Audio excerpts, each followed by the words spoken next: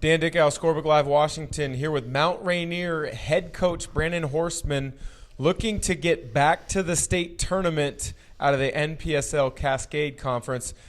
They made the state tournament last year for the first time at the 4A level. They've got a lot of nice pieces for the opportunity to get back again this year. Coach, you talked to me off camera and you said you really like the pieces of your team. 3 returning starters from a season ago, 3 guys that do different things to impact the game for you. Yeah, 3 guys in Rickey Bell, Robert Wright, and Colton Learwick, all going to be third-year starters. Colton started from a freshman from us, and the other 2 guys from a sophomore. So they return. We're going to need them in different roles this year, need them to do a little bit more. With the guys that left last year. You know, we had 3 guys go on to play college ball from our state run last year. So it's going to be a good group, but we're going to have to find our way along the way. Maybe the biggest missing piece from a year ago will be your big man in the middle. Led the state, it sounds like, in block shots a season ago, Yadel Hidalgo. How do you replace his interior presence? Yeah, you don't. I mean, you don't replace that exactly. So you got to get stops in different ways, whether that's a full court press or traps in the half court or really just limiting teams to one shot with great team rebounding. I think that's kind of our key this year. We're not going to alter shots and block shots and chain shots like he did last year, but there is still a path to succeed there, I think.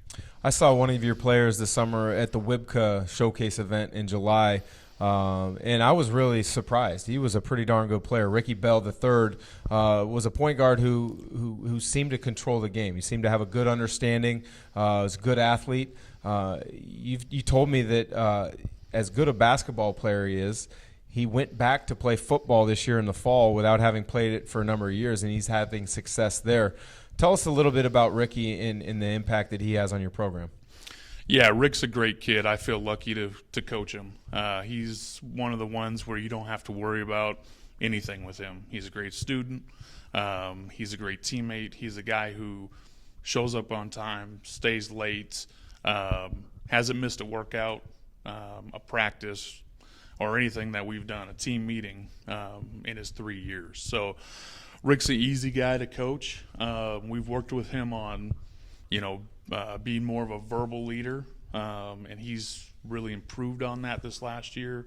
And I think his stepping into football this year is going to help him physically on the court this year, being able to score as an undersized guy with some physicality.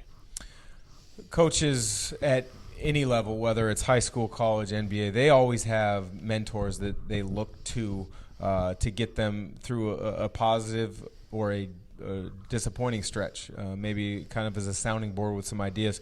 Who would be some of your coaching mentors? Che Dawson at Highline College. I was an assistant on his staff for 5 years, and him and that group of coaches there really showed me what it was to run a program.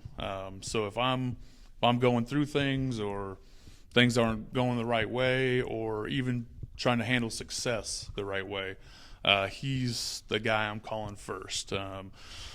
Dave Denny was another guy who was on that staff, and just a non-ego guy, just a guy who spent time with you, talk to you about the offense, and just work you through anything just because of the love of the game. So that taught me a lot about how to treat other coaches, and I try to do the same thing, but those are the guys I'll call first.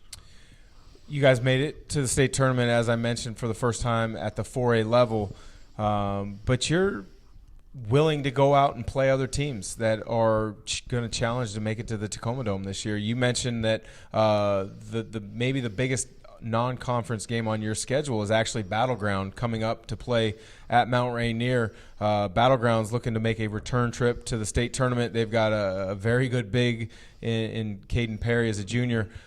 How do you as a high school coach build your schedule, and what do you look for in a non-conference game? Yeah, we were really lucky that came together. Manny was looking for a game. I was looking for a game. And we're lucky that came together.